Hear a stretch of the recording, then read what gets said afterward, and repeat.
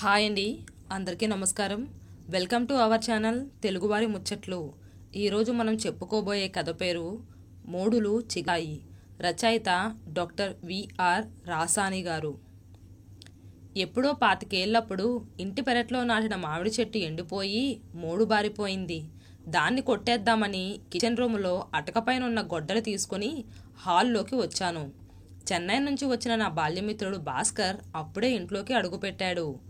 ఏం భాస్కర్, బాగున్నావా? రా కూర్చో అంటూ సోఫా చూపించి నేను ఎదురుగా ఉన్న చైర్లో కూర్చున్నాను.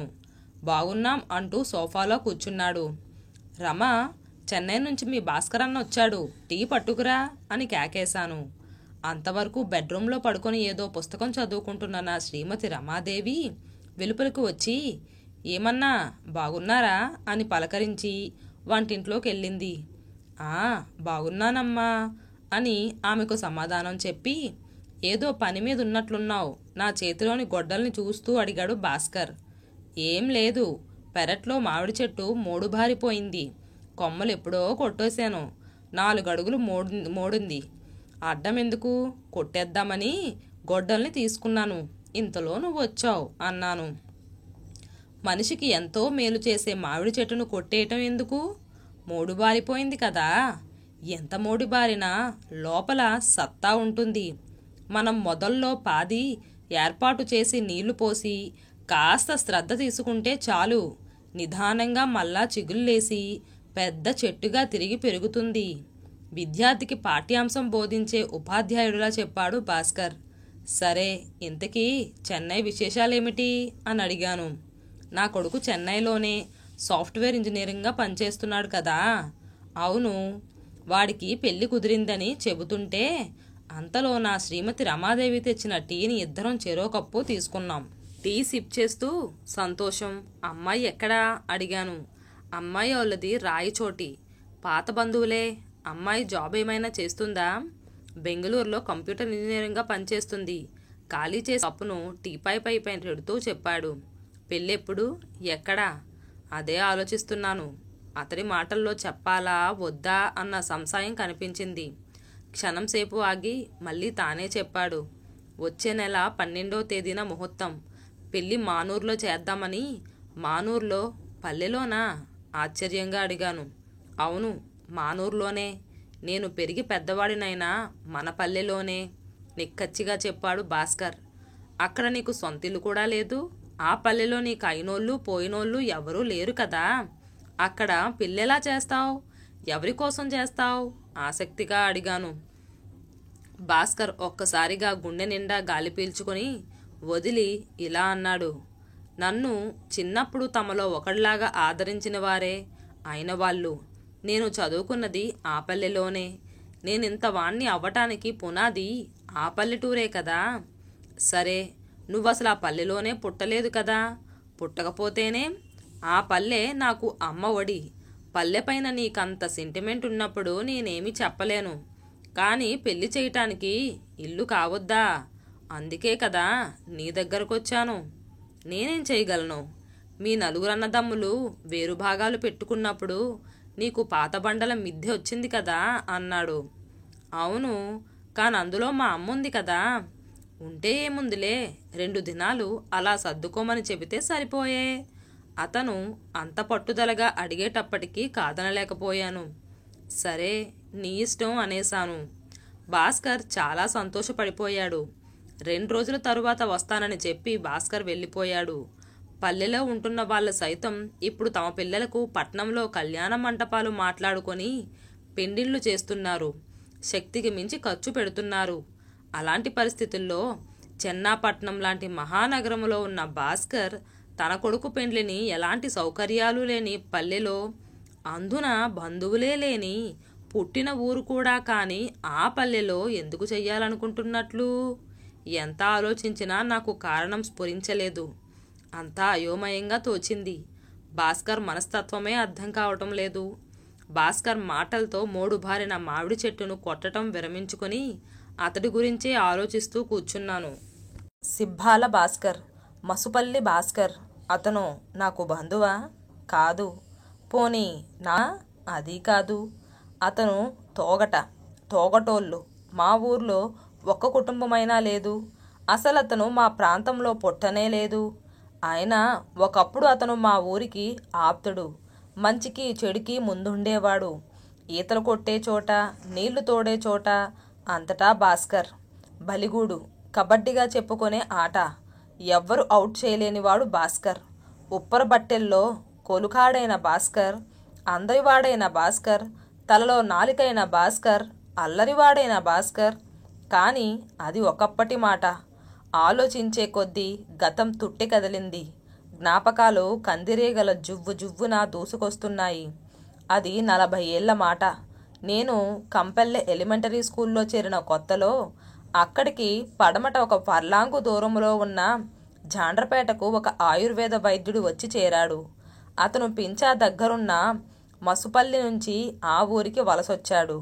ఎందుకు వలసొచ్చాడో తెలియదు. అసలు ఆయన అసలు పేరేదో కూడా తెలియదు. మసుపల్లి నుంచి వచ్చాడు కాబట్టి మసుపల్లాయన అంటారు.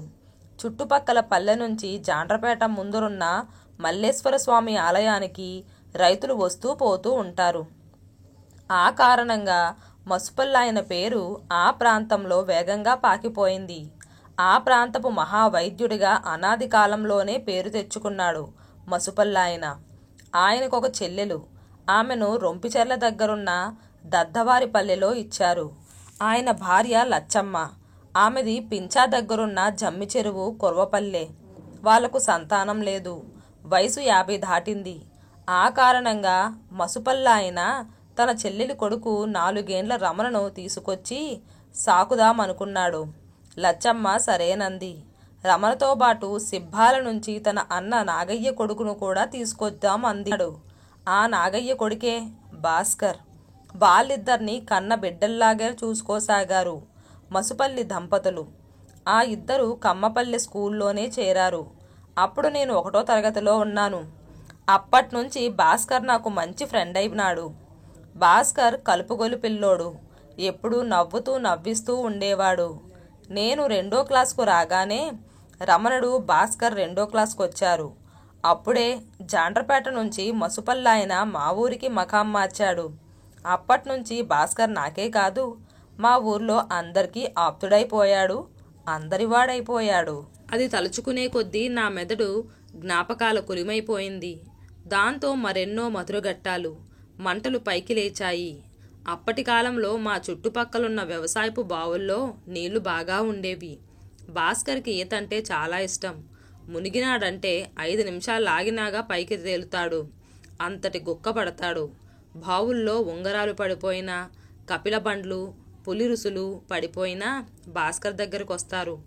చివరికి బావిలో పడి ఎవరైనా చనిపోయి తీయటానికి భాస్కరుడే దిక్కు.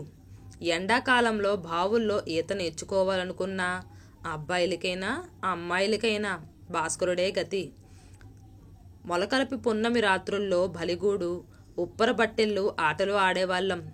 బలిగూడులో బలి చెప్లాం గుడుగుడు అంటూ గుక్కపట్టి ఒకరిద్దరిని అవుట్ చేయకుండా పోడు మంచి బాల్యుడు.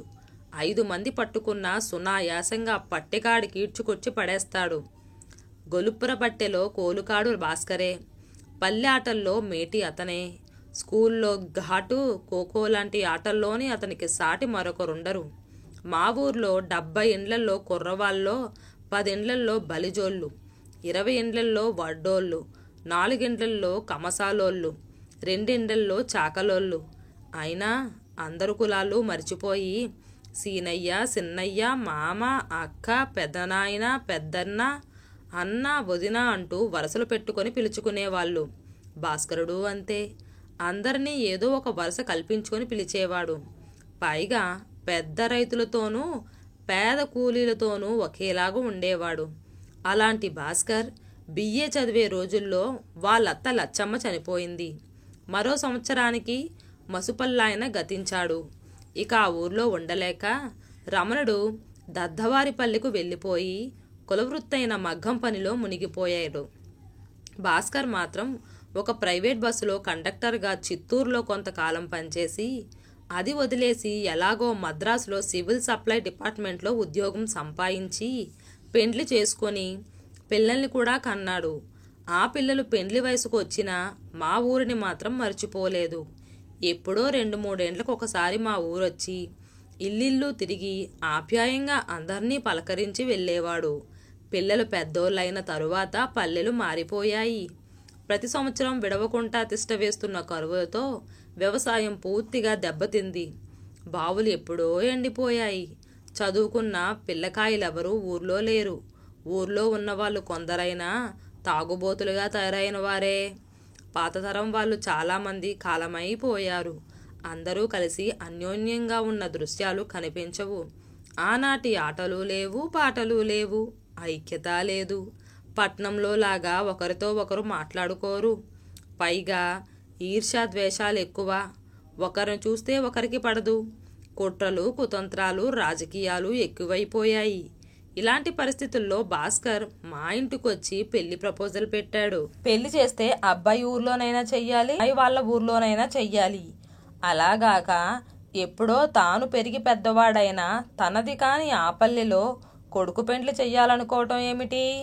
ఎంత ఆలోచించినా భాస్కర్ ఆంతర్యం అవగతం కావటం లేదు. నన్ను కలిసిన 2 రోజుల తరువాత భాస్కర్ మా ఊరికి వెళ్ళాడు. మా ఇంటి చుట్టూ శుభ్రం చెయ్యించి ఇంటికి సున్నం కొట్టించాడు. ఆ తరువాత ఇల్లిల్లు తిరిగి మా పిల్లోడి పెండ్లి మీ అందరి కోసమే ఇక్కడ పెట్టుకున్నా. ముందు నన్ను ఆదరించినట్టే నా కొడుకు పెండ్లి మీరందరూ దగ్గరుండి జరిపించాలి అని పెండ్లి పత్రిక, తాంబూలం జత చేసి ఇచ్చాడు. ఆ తరువాత చుట్టుపక్కల గ్రామాలలో మాతో పాటు హై స్కూల్ వరకు చదువుకున్న ప్రతి ఒక్కరింటికెళ్ళి పెళ్లికి ఆహ్వానించాడు.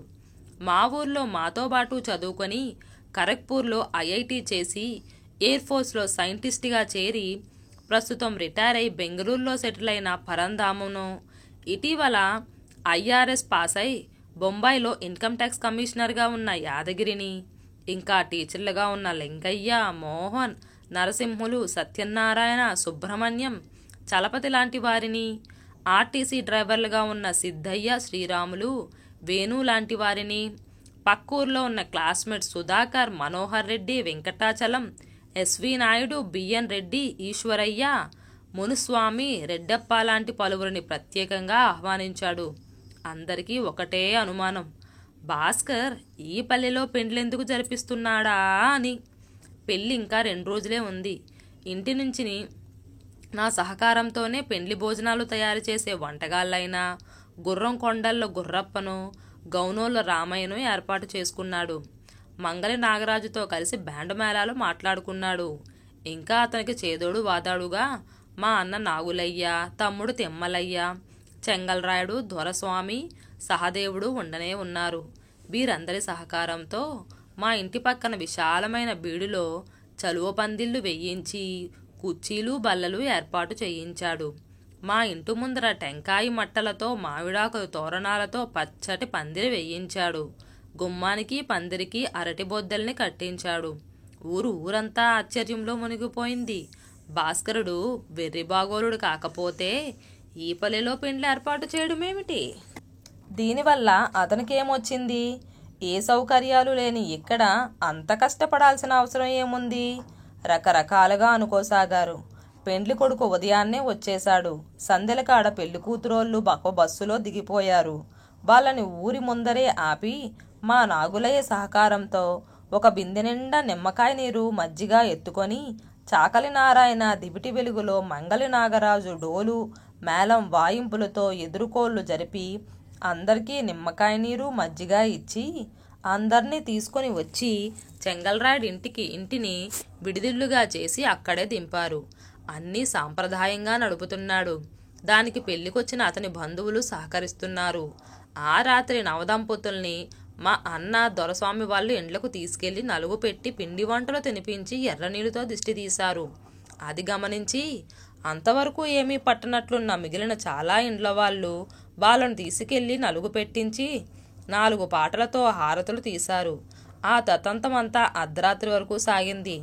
కలవరమేమో అనుకున్న వాళ్ళంతా ఒకరికొకరు కలిశారు. ఒకరికొకరు ఆప్యాయంగా పలకరించుకోవడం కూడా కనిపిస్తుంది. కాస్తో కూస్తో మా చిన్నప్పటి వాతావరణంలో పల్లె సంతోష డోలికల్లో ఊగసాగింది. పరంధామ, యాదగిరితో సహా చిన్నప్పటి స్నేహితులు ఇంకా బయటూళ్ళలో స్థిరపడినా తెలిసినోళ్ళంతా తెల్లారేసరికి దిగిపోయారు. ఇంటి ముందర పందిట్లో కళ్యాణ మంటపం బ్యాండ బేలాల మధ్య 11 గంటల ముహూర్తానికంతా మంగళధారణ జరిగిపోయింది.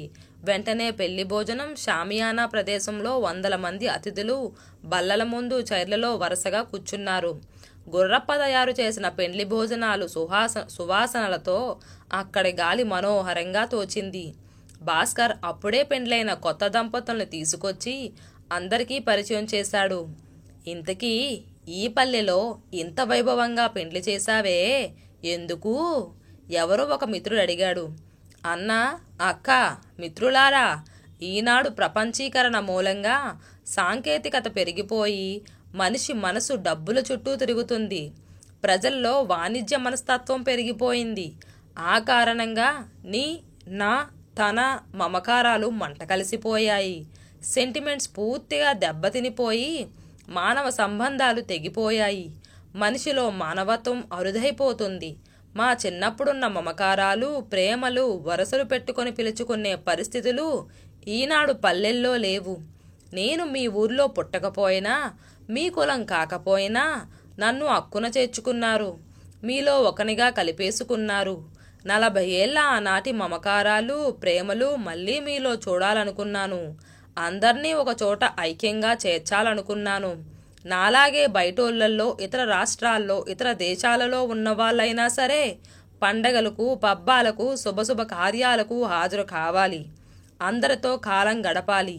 మేధావి పరంధామైనా సరే, పెద్ద ఆఫీసర్ యాదగిరైనా, గొప్ప వ్యక్తి ఉన్నత విద్యావేత్త వెంకట్రామైనా సరే మంచికి చెడ్డకి పల్లెలకి రండి.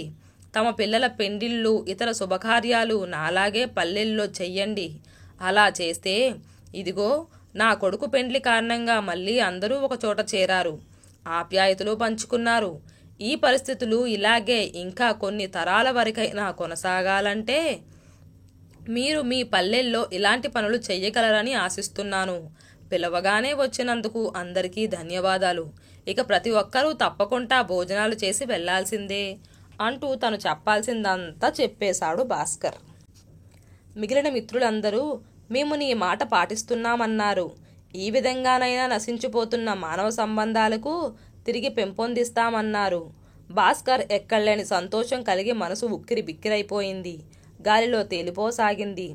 ఆ రోజు సాయంత్రం వెళ్ళిపోయే ముందు పరంధాం, ఈశ్వరయ్య, యాదగిరి, 80 నిండిన రాసాని సిద్ధయ్యను, అదే వయసున్న వీరయ్యను, ఎల్లమ్మను, మల్లక్కను, మరికొందరు పెద్దల్ని ఊరి ముందుకు పిలిపించి కొత్త దంపతులు చేత ఒక్క ఆకు ఇప్పించి వాళ్ళ కాళ్ళు మొక్కించి వాళ్ళ ఆశీస్సులను స్వీకరింపజేశారు. అప్పటికే బయట ఊర్ల నుంచి వచ్చిన వాళ్ళంతా వెళ్ళిపోయి ఉన్నారు. అన్నా, మామ, అక్క, పెద్దమ్మ, వెళ్ళొస్తాను అంటూ భాస్కర్ పేరు పేరున అక్కడి వారిని పలకరించి వీడ్కోలు పలికాడు. అట్లే పోయిరండి నాయనా అన్నారు పెద్దలు. ఇద్దో అప్పుడప్పుడు మామూలుగానే ఈ పల్లెల్లో ఇంకా నీ వాళ్ళుండారనుకొని వచ్చిపోతూ ఉండు నాయనా, ఎవరో గట్టిగా అరిచి చెబుతున్నారు. వారు చూపించిన ప్రేమకి భాస్కర్ కండ్లు చెమ్మగిల్లాయి. పల్లెలు ముందు మాదిరి లేవు. ఎవరి స్వార్థం వారిది. వాళ్లకు ఆదాయమే ముఖ్యం. ఒకప్పుడున్న ప్రేమలు, పలకరింపులు ఇప్పుడు లేవు అని అంటుంటారు. వాళ్ళ గురించి పట్టించుకోకుండా, వాళ్ళతో మాట్లాడకుండా పట్టణాల్లోని తమ గదుల్లో కూర్చొని అలా అనటం కాదు. పల్లెలకు వస్తూ పోతూ ఉండండి. ఇట్లాంటి వేడుకలు పల్లెల్లో చేసి పల్లెలను భాగస్వామి చెయ్యండి. చిన్న చిన్న సమస్యలు ఏమైనా ఉంటే తీర్చే ప్రయత్నం చెయ్యండి. నిత్య శ్రమజీవులైన వాళ్ళల్లో ప్రేమలు, మమతలు ఎందుకు లేకుండా పోతాయి అనుకుంటూ తమ చిన్నప్పుడు ఆ పల్లెవాసుల్లో చూసిన అనురాగాలు, ఆత్మీయతలతో కూడిన జ్ఞాపకాలను నెమరవేసుకుంటూ ముందుకు నడవసాగాడు భాస్కర్. పరంధామ, యాదగిరి, ఈశ్వరయ్య, మనోహర్ రెడ్డి, ఎస్వి నాయుడు వంటి మిత్రులందరూ ఎంతో ప్రేమతో వెళ్ళిరా భాస్కర్ అంటూ చేతులూపుతుంటే నేను భాస్కర్కి టాటా చెబుతూ నిలబడ్డాను. మా ఇంటికొచ్చి పల్లెలో పెళ్లి నిర్ణయాన్ని నాకు తెలియజేసినప్పుడు ఎంత మోడు బారిన లోపల సత్తా ఉంటుంది. మనం మొదట్లో పాతి ఏర్పాటు చేసి నీళ్లు పోసి కాస్త శ్రద్ధ తీసుకుంటే చాలు. నిదానంగా మళ్ళా చిగుళ్ళేసి పెద్ద చెట్టుగా తిరిగి పెరుగుతుంది అని మోడును గురించి భాస్కర్ అన్న మాటలు గుర్తుకొచ్చాయి. అవును, భాస్కర్ మోడుబారిన ఈ పల్లెవాసుల మనసుల్లో తిరిగి మమకారపు మోనుల్ని మొలిపించి వెళుతున్నాడు. అందరూ అదే పని చేస్తే మనుషులు మనుషులుగానే మిగిలి ఉంటారు అనుకుంటూ దూరంగా బంధువులతో పాటు వెళుతున్న నవదంపతుల్ని, వారి వెంట నడుస్తున్న భాస్కర్ని చూస్తూ ఉండిపోయాను.